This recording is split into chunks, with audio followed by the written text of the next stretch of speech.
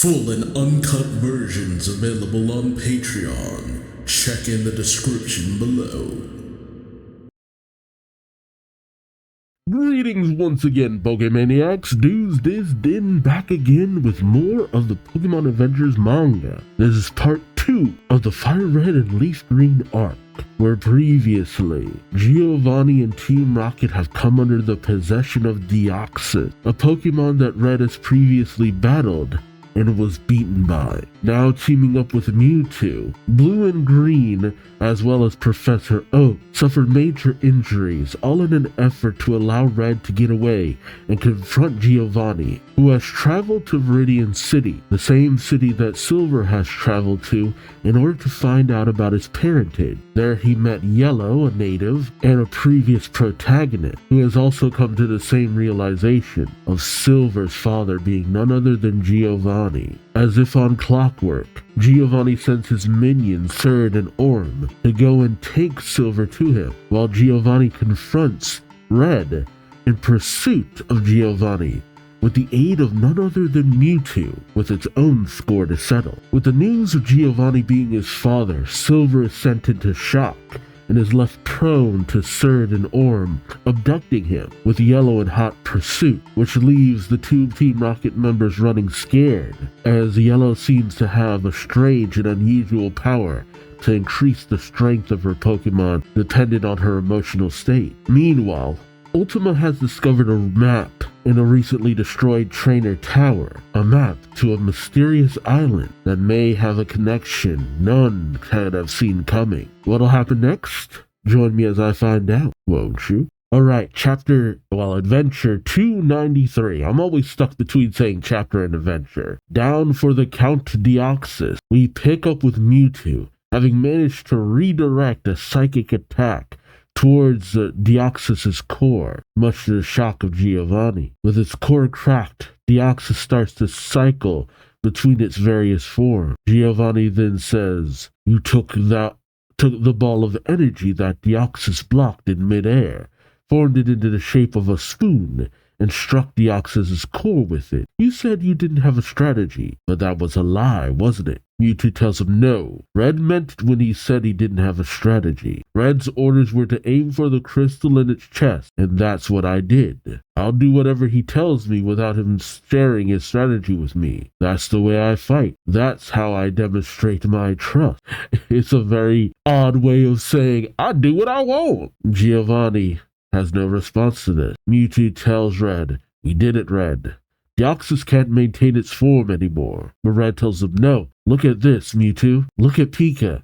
He brings up the Pokeball of Pikachu, and Pikachu is frantically scratching at its ball. Red says Pika must be remembering what happened when we fought Deoxys at Five Island. We managed to halt Deoxys by striking its crystal back then too, but it immediately restored its strength with Recover and proceeded to attack us with its most powerful move. Yep, the move that almost got you wiped out. Mewtwo questions its most powerful move. Red says the Team Rocket executive called it Psycho Boost. Mewtwo points to the sky saying, "Don't worry. What you're saying is that we have to prevent Deoxys from using Recover, correct? That wasn't the only ball of energy I kept floating in the air. I divided the mass of energy into several balls." It's like using Piccolo's Hellzone grenade.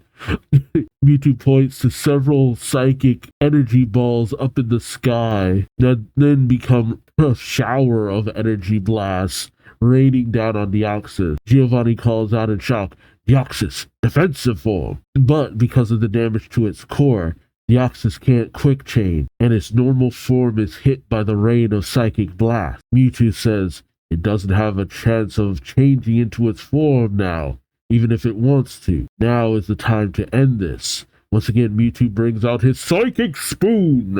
While Red calls out, "Be careful, Mewtwo." Mewtwo rushes in, saying, "Don't worry, Red. I figured out how to detect the signs that Deoxys is about to transform. Transformers more than meets the eye. Even if it tries to change form now, I can strike it right before it transforms. Its transformation ability is no longer a problem for us." But Deoxys and Mewtwo lock eyes, and as Mewtwo goes on the offensive, Deoxys uses its bare hands to defend against Mewtwo's onslaught. But Deoxys is pushed back into the hull of the ship. Mewtwo brings down his spoon, oh god, on Deoxys' neck as he says, "It's over." But just before there could be an impact, much to the shock of Red and Giovanni, Mewtwo is suddenly hit by something. Oh, what? What? Mewtwo is suddenly pierced from behind by two of Deoxys' tendrils. But where did the tendrils come out? Oh, can it just form them anywhere on its body? As Deoxys retracts its tendrils from Mewtwo's body, Mewtwo looks behind him in shock and in pain, saying, "Wait, these sharp tentacles, they're Deoxys' attack form. But the Deoxys in front of me is in normal form. Was I right before? There's two Deoxys? Wait." Mewtwo then notices a shimmering curtain around Deoxys, and as the curtain is peeled back, it reveals Deoxys in its attack form. Red shouts, "An aura!" Deoxys warped his body around Mewtwo using Aurora to disguise its form. I had no idea it could do something like that. Giovanni says, "Deoxys has already recovered. That was close, though. I never imagined you'd get this close to defeating me." How exhilarating. What an interesting battle this is turning out to be. Red, Mewtwo, you're wonderful opponents. I'm going to show my respect for you by deploying the most powerful move at my disposal, Psycho Boost in attack form. And Deoxys does just that, in attack form, charging up its Psycho Boost. Meanwhile, Yellow, who has pursued Orm and Surd to get back Silver, has flown up with her Butterfree. Oh shoot, I completely forgot to put in my favorite Pokémon, Mewtwo, who got the business end. Mewtwo had a hard time taking it from behind. And Deoxys, but Yellow sends out her Raticade, who chomps onto the hull of Team Rocket's ship, and using its intense jaws, which, man, I keep forgetting how tough this thing's jaws are, it cuts a hole, well, it gnaws a hole into Team Rocket's flying ship, allowing Yellow to enter. As she says, "Silver, where could he be?" as Raticate sniffs around. Meanwhile, further inside, we see Orm, Surd, and Surd's Bayonet. Is that what it was again? Yeah, Bayonet, who's using Psychic to levitate Silver inside. Orm looks to the cameras, saying, "It's just as you said, Surd. That trader with the straw hat has boarded the ship." Surd looks to Silver, saying, "Forget about her for a moment. Before that, his clothes. Lower him, Bayonet." Bayonet does just that, as Surd brings him over to a closet with several outfits. She says, "You have to wear proper attire for an evening like this. Maybe this outfit? No, this is more dashing." He then puts the outfit on Silver, zipping it up, and she smiles, saying, "Excellent. You look great, young Master Silver. When he wakes up, Team Rocket will have a new Prince of Evil." God. Silver looks like he's more of a disciple of Lance at this point. See, that's the funny thing about the way this looks, because Team Rocket is the most understated group outside of even maybe Team Skull. But even their outfits are a little bit like intense to a certain degree. This is just because it's so overdone. Team Rocket doesn't really do capes, you know? A cloak maybe, but capes? Now on to adventure number 294, Mewtwo and Mew 2. Why to give away the plot. We cut back over to the destroyed remnants of Trainer Tower, where Ultima is talking with Lorelei. Showing off the old sea map, she says, "The old sea map. A map that reveals the location of a place called Faraway Island. That's right. An old friend of mine has been searching for it for a very long time. I'm so happy I found it inside the tower." Meanwhile, the sailor goes over to the destroyed tower, calling out, "Hey, Blue, Green, are you guys all right?" While Ultima tells Lorelei, "I should tell him about my discovery right away. I need a phone. Suddenly, on Ultima's little Komodo-like sleeves, as she's looking for a phone, everything just bursts out from under it, much to her shock, as she says, "Oh no!" Now Lorelei thinks, why did she take so much stuff from the tower? I mean, why shouldn't she? As she accesses her phone, Pokegear? Oh no. Actually calling it a phone is kind of weird to me at this point. She calls up someone saying, hello, it's me, Ultima. I found it. I finally found it. The old sea map you've been searching for. The figure listens to this on his Poké. Oh, Mr. Bridie! Left him in silhouette for all of one panel. Ultima says, are you listening to me, Bridie? Bridie, with a kind of unconvinced look on his face, says, yeah, I hear you loud and clear, Ultima. Ultima questions, well, why aren't you excited? You've been looking for this map for years. Bridie says, I'm sorry, it's just that we never seem to get our timing right. Yes, where I am now, at Faraway Island. Ultima says, what? After all this time. So this is the place that, yeah, Faraway Island.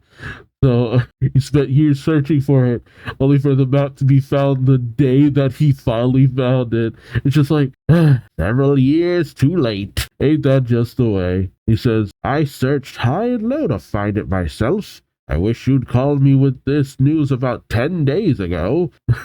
Ultima questions, are you just about to go ashore? Bridie says, nah, I've searched the whole island already. I'm about to shove off, actually. Ultima then questions, did you at least find it? The legendary Pokemon Mew. Oh, don't do this to...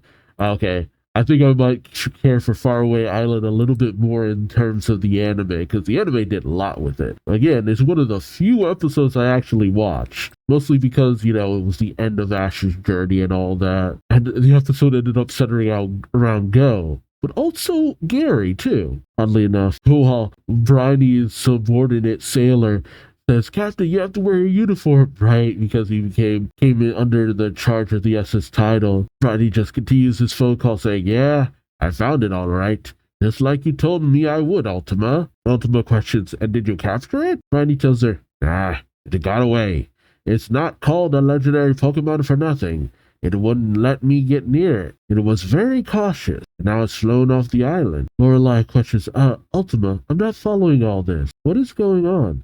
This Bridie you're talking to is an old friend of yours? And he's looking for a wild Mew on Faraway Island? Ultima says, yeah, it seems like you got the gist of it. That's right. Bridie is a skilled sailor from the Hoenn region.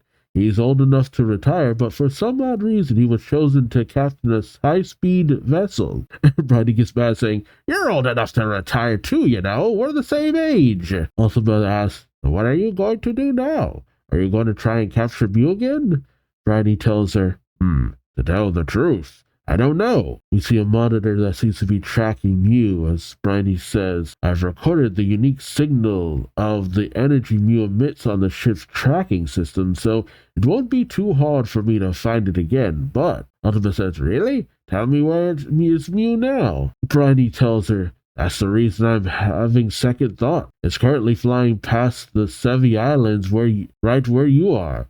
Ultima and Lorelei look around in shock as Ultima says, what? Bridie says, at this rate, it'll reach the Kanto mainland soon. Ultima says, so Mew is heading for the Kanto mainland. The sailor then calls out, hey, I found Blue, Green, and the others. As Blue, Green, and Professor Oak exit the tower, a little worse for wear. Meanwhile, aboard Team Rocket's flying vessel, Mewtwo has been struck down, while Red goes rushing over saying, Mewtwo, hang in there, Mewtwo! But then Red notices, well, Deoxys is really charging that attack. Red shouts, Deoxys is going to attack us with Psycho Boost in its attack form, which excels in offense, and we're at close range. Mewtwo, please, you have to move. We see Mewtwo struggling as Deoxys unleashes its Psycho Boost. And as Red calls out to Mewtwo, Mewtwo gets in front of it, saved by another Pokemon, and gets hit full force by the brunt of Deoxys' attack. Oof.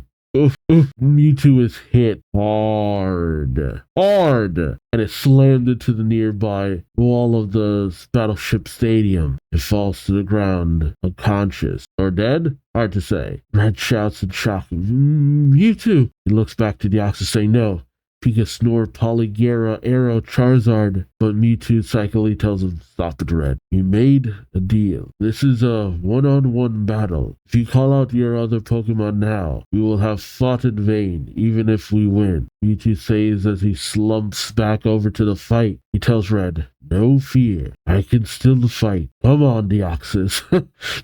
He's having that. Come on, Deoxys. I ain't heard no bell. Come on.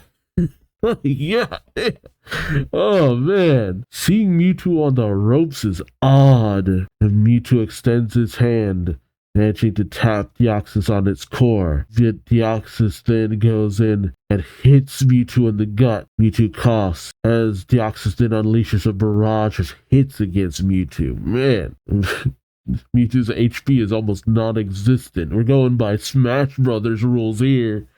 See how far he gets knocked back as his friggin' timer reaches like 3,000 at this point. Giovanni steps up to Red saying, Red, this battle is clearly over. You have only one choice left, and that is to surrender.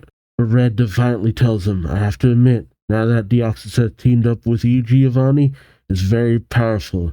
Even more powerful than when I fought it at 5 Island. It gives me chills. But I can't give up when Mewtwo is prepared to fight to the bitter end. My intention is still to put a stop to whatever evil scheme you have up your sleeve, and to figure out what's causing this strange effect Deoxys has on me. So, I won't give up until I've accomplished my goals, and I will never, ever surrender to you. Red goes dashing in. Meanwhile, aboard the Sea Gallop, we have Ultima, Blue, Green, Professor Oak, Green's parents, and Lorelei all making their way to Kanto, just as Mew flies into view. It's Mew, Mew, Mew, finally coming into the plot.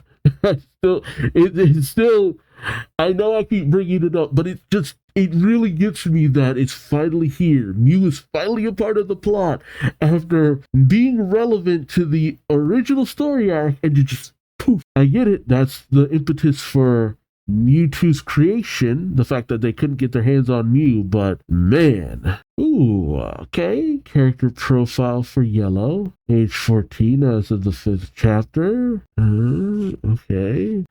Doesn't seem to be anything that I don't already know. And shoot. Already being 14, most girls don't stop growing until they're what, like 18 or so? While boys don't stop growing until they're around like 21 or something. So she could still have a slight growth spurt, maybe. She's about at that age. Then again, she might have petered off. Might be wrong about that age thing. This might be as tall as she gets, who knows? And if she's gotten this much older. Now for chapter adventure 295. Double Down Deoxys. Love that alliteration. Oh, what the? Oh, because of Mewtwo. We cut to Cinnabar Island. Where two figures enter, saying this place hasn't changed a bit. They enter into the Cinnabar gym, where Camper Evan and Super Nerd Miles have come. I still can't get over their friendship's beginning. Camper Evan says, long time no see, Blaine. You see Blaine sitting down at a desk saying, you're early. I would have come to pick you up if you told me when you were getting it. Camper Evan then looks over Blaine's shoulder saying, I don't want to trouble you. What are you looking at? Blaine says, old photos. I got kind of nostalgic when I heard you were visiting. You see a picture that reads 7-5 in the depths of the jungle with Mr. Fuji. Oh, okay. But Blaine suddenly doubles over a little in pain. Evan questions, what's wrong? Blaine says, the mark left on me from my bond with Mewtwo started to hurt again sometime yesterday. I can sense that Mewtwo is upset. There aren't many things that can do that. Is it possible that Mew is coming to the Kanto region again? And we see just that, Mew making his way downtown, flying fast, and it's Kanto bound. Meanwhile, Red has lunged at Giovanni, but then bypasses him and grabs the device that he had placed behind him. Giovanni says the airship's remote control. Red presses a button on the remote control, and that activates the laser grid, causing it to, close in on Mewtwo? I can't tell what this is supposed to be doing, but Deoxys sees this and grabs Red's arm. Oh, but we see a force field now formed around Mewtwo. Red calls out, Mewtwo, that's the energy shield Giovanni used to drag us down here. Use recover inside the shield. Heal yourself while Deoxys is busy with me. Giovanni says, I wondered why you came charging at me like that. You were after the remote all along. Red says, that's right. The entire airship is our field of battle now. Use everything at your disposal to fight a battle. You're the one who taught me that. Remember, Giovanni? Dang, kid. He calls out, hurry, Mewtwo, before they get the remote back. This is our only chance. Do it while I keep Deoxys occupied. Mewtwo says, will do, Red. I just need the strength to launch one more attack. I have to be able to move. Recover. And Mewtwo does just that. In a shining flash of light that catches the attention of Deoxys, Mewtwo is now back and ready to attack. Red says now, as he opens up the cage, he says, you won't be deceived by the aurora from that distance. Do it, Mewtwo. Deoxys is in attack form right now. Giovanni calls out, oh no you don't. Fly, Deoxys! And Deoxys transforms into its speed form, getting out of the way. Red says, it changed to speed form as Deoxys zips around. Giovanni says, how are you going to hit a target that's moving that fast?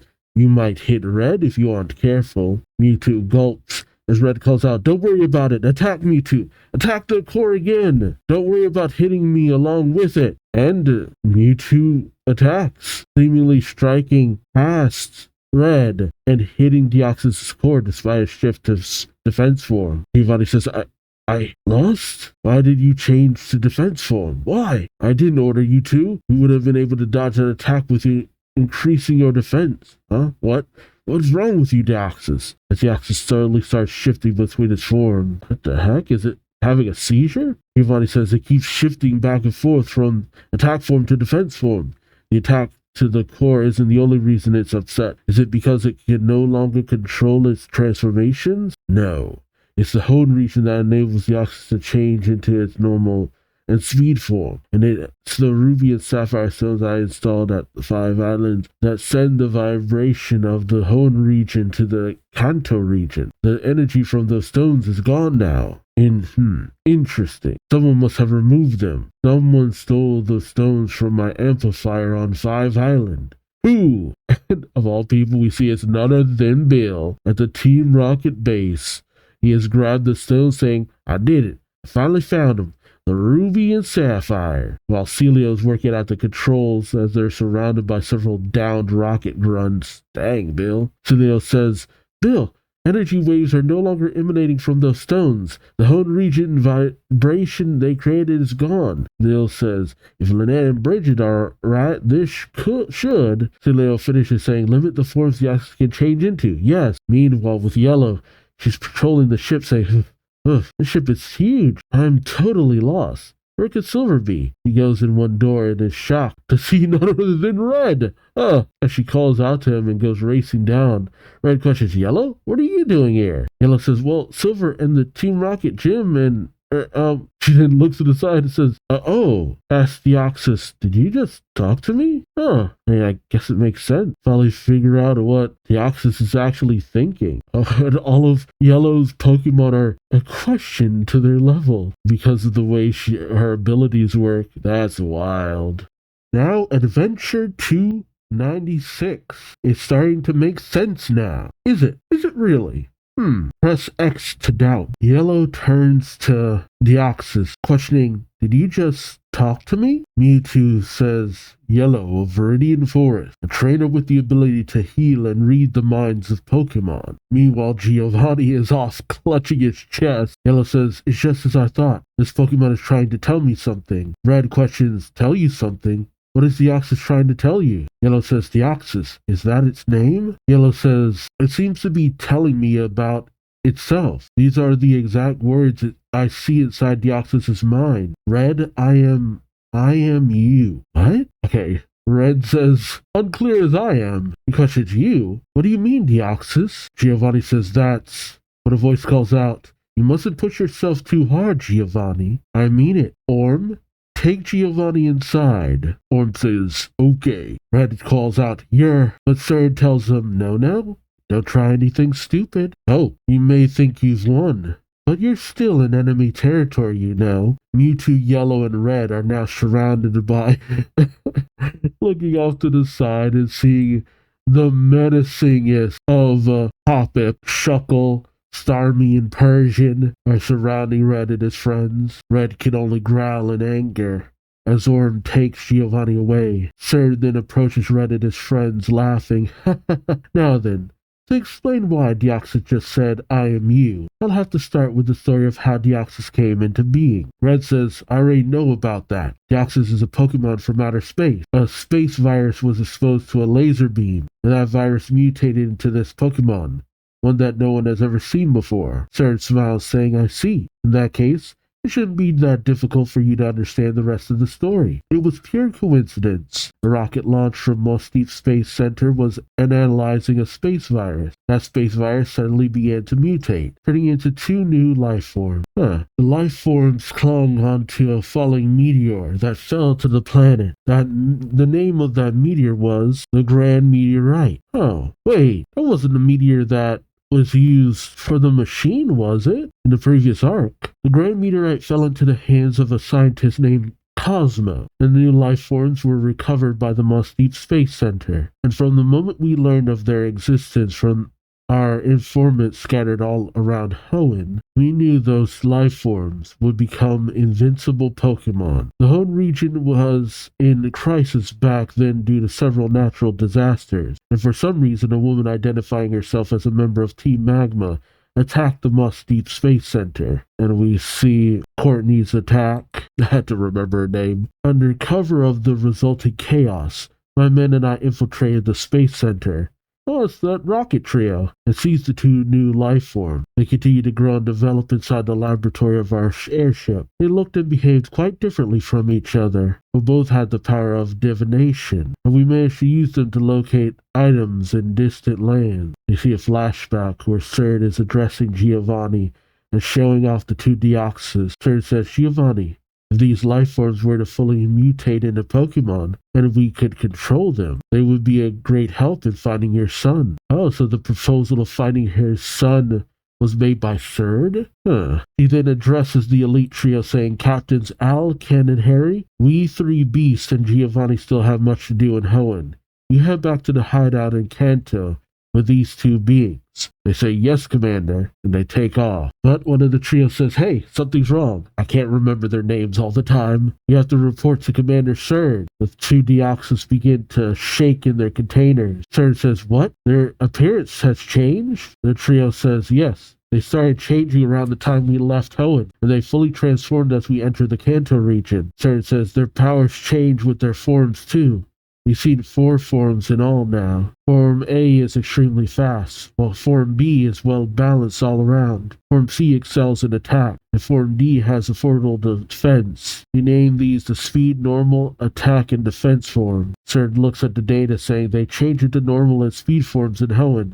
They transform into attack and defense forms in Kanto. One of the trio says they're both in attack form now. Cerd says, what a fascinating Pokemon. Her narration says, we realize that their form change are influenced by the location they're in. In other words, if we could create the right conditions, the Pokemon would be able to freely change into all 4 forms at will. Suddenly, there's a scream on the monitor.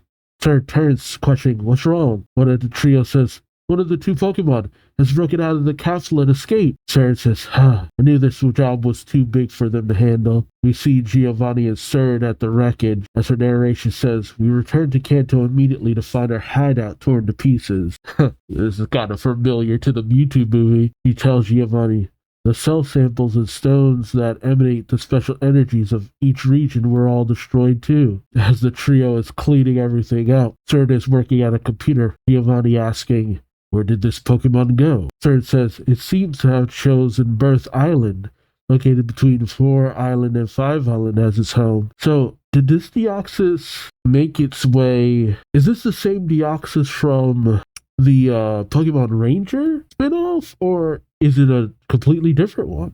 Giovanni looks at the first organism, the first Deoxys, saying these organisms are still incompletely developed. The one that escaped might have gone to prepare for its true birth. Birth Island, huh? What a perfect place for Deoxys to awaken to its true powers as a Pokemon. In present day, Serge says that is organism number 2 lying there. He allowed organism number 2 to roam about freely so it has to acquire more powerful divination skills. Of course, we knew we'd have trouble recapturing it. That's where organism number 1 came in. We released organism number 1 to attack the Pokedex holders of Pallet Town and their families. Actually, we did it all to provoke you, Red. Red says, questions to provoke me? Your aim was to make me mad? Serge says, of course. The attack on the 2 of you at Pallet Town, the kidnapping of Green's parents on the Sea Gallop, that was organism number 1. Red says, hold on. You wanted to capture the Deoxys that escaped, right?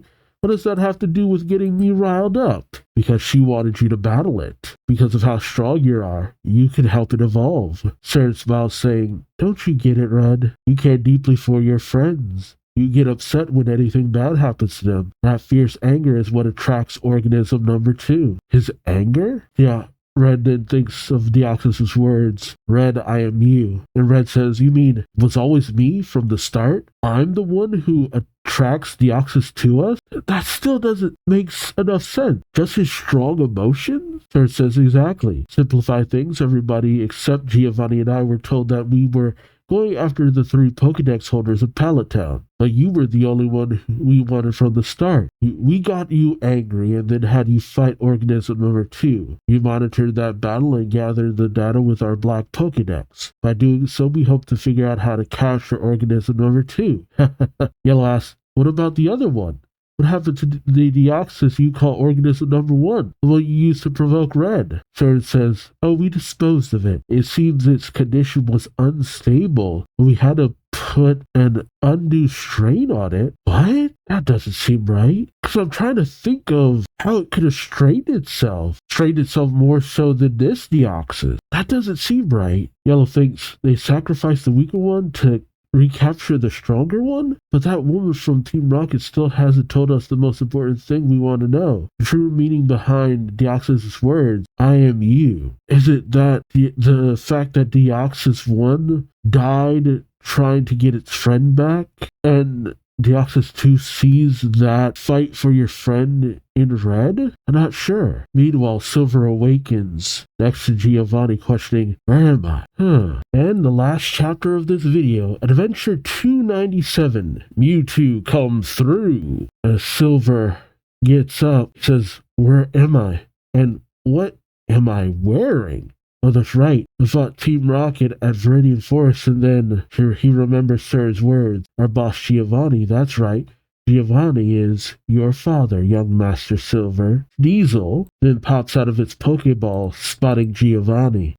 Silver sees this and thinks, this man has the same face as the statue at the Viridian Gym. As he sees the unconscious Giovanni, he says, Giovanni, my father. This man is my father. I see. I understand. He thinks, I was chosen to be one of the masked children. How did the Mask of Ice choose the children he did? I was wondered. Was Green asked the Mask of Ice. In a flashback, the Mask of Ice questions Green, saying, what good would it do to you to know? But if you're that curious, I'll tell you. First, I gathered 3 children of each gender. Second, I knew I had to train them from a young age. And if they were the same age, that might form a correlation. I wanted a 3-year age gap between each children. Oh, so Karen was 11, Sham was 14, I think Will was 8, Carl was 17, so Carl was the oldest, Green was 5, and Silver was 2. They're all fairly young, all things considered. And the last factor was their place of birth and natural talent. He points to Silver, saying, this one is a prime specimen. He was born elite. In present day, Silver says he knew. All this time, the Mask of Ice, Price, knew my age, my place of birth, and that I was Giovanni's son. That's why he told Ho-Oh to kidnap me. Team Rocket, Giovanni, were looking for me too, in these clothes. Are they planning to make me Giovanni's successor, just because I'm related to him? because I've inherited his skills. Silver slumps down, saying, "This is it. This is my place, Diesel." Diesel looks over, worried, and Silver says, "This is the moment I always dreamed of. I was always dreaming of. The moment that I, too, would go home, like Green, and be reunited with my parents. I thought it would be, too, a warm, sunlit house, full of friendly Pokemon playing together, a place filled with happy laughter." Hate to interrupt this sad little moment, but we got Alligator and Gyarados. It's interesting that he thinks of gold as the gold standard, you know. The Silver says, but it turns out that was nothing but a pipe dream. No matter how much I reach out to the brightness of the outside world, the darkness keeps dragging me back. No matter how hard I try, I never get to enjoy my freedom. I get it now. My destiny, my fate is to live in this dark world forever, but whether I can respect, love, and embrace this man as my father is another story. Team Rocket, a crime syndicate that uses Pokemon to commit evil. This is the man who founded that evil organization. I won't accept him as my father. Silver turns away, but suddenly a barely conscious Giovanni grabs him, calling out to him. Meanwhile, Surd, looking down at the group, says, "Huh? Why are you looking at me like that?" "Oh, that's right. I haven't told you the true meaning of Deoxys' words. I am you. Is that what you're trying to figure out?" "But I've told you all there is to know. If you still don't understand, why don't you read his mind again, using your special powers, Yellow?" Yellow does just that. A Surd laughs. "Even if you find out, it won't change anything. We've already found and recovered Giovanni's son using Deoxys. Our operation is a success." "Orm, are they in the same room?" Orm approaches, saying, "Of course." Surd says, "Wonderful. They should have regained consciousness by now." Orm says, "And it be in the midst of a tearful reunion," he says, crying. But suddenly, the entire ship is jostled, throwing everyone a little bit. Mewtwo questions, "A tremor?" Red says, "The airship is starting to move," and the airship is doing just that, slowly pulling to the side, throwing everyone almost off the edge. Mewtwo brings out his psychic spoon, wrapping up Red and Yellow. Red grabbing Deoxys. Mewtwo asks, "Are you alright?" Red says, "Yeah." Though he asks, "Is this part of their plan?" Mewtwo says, "I don't think so." It seems to have taken them by surprise as well, as he spots Orm holding Surd on one of the antenna for the force field. Surd asks, "What's going on, Orm? I thought the airship was on autopilot. Has someone taken control of the ship? Could it be?" And as they look into the cockpit, they see Car saying, "Bingo, it's me." This is why you should have made sure he was locked up fully and restrained. Surd says, "Car, you little, how did you get out of the storage room?" Car says, "How do you think? I'm the one who programmed R and the other Team Rocket computers. Locking my own locking system was a piece of cake for me." Mewtwo questions, "They're fighting amongst themselves?" Car says, "You're close to defeating Red, aren't you? And the boss and his son are having a tearful reunion. Don't even think about ignoring me and having a happily ever after ending. I will be the future leader of Team Rocket, and I'll crush the boss, his son, Red, Surd, and anyone else who gets in my way." What a little pissant way of ending this. Oh, this little jerk, little gnome. Yeah, and there it is. I will say, though, the defeat of Deoxys kind of took me a little bit off guard, because I wasn't quite sure if this was really the end, but they did manage to down Deoxys. It just, I don't know, something about it just, I kept expecting more out of it. I don't know why. I can't pinpoint what more out of it I could have gotten, but maybe that's just me. Something just feels off about it. I guess because Mew was on its way, and I was like, okay, Mew's gonna team up with Mewtwo or something like that, but that didn't happen. So what's Mew's role gonna be then? I guess that's what's throwing me off, because we had this big buildup of Mew's arrival, and then it didn't arrive. So I'm like, oh, we defeated Deoxys? What else is there? What more is there at this point? I hope it's not just for Car, of all people, because it really does feel like most events are wrapping up. You know, we're learning Deoxys' best attack, so I can't believe they actually offed one of the Deoxys. That feels like a waste, even if it was the weaker one. See, the kidnapping of the children. Silver makes the most sense because of the pedigree that he comes from, and because of his father being a criminal. You don't want too much of an investigation going into your life in order to find your son. On that basis, it makes a certain degree of sense, but it makes even less sense for everyone else, because what about them really stood out? I don't know. It doesn't quite add up, but then there's the connection between Deoxys and Red. It's still not quite there. I still don't quite understand. And a laser fired into space. How does that connect to the creation of Deoxys? There's still so many big mysteries. We're about to enter into the last leg, and I still have so many more questions. But I guess that's a good thing. The action was good. The introspection by Silver was pretty good. They're again doing a lot more with the Giovanni Silver parentage connection than anything else. I'm still glad for that little moment between Giovanni and Silver that we had in what was it, Heart Gold and Soul Silver or whatever, but it only does so much in the long run. This is pretty compelling, so I can't wait to see what happens next. So let me know your thoughts in the comment section below. Like, comment, subscribe if you enjoyed the ride. Thank you so much for watching, and until next time, I've been Duuz-Diz-Din, and I hope to see you later. So then, take care. Bye-bye.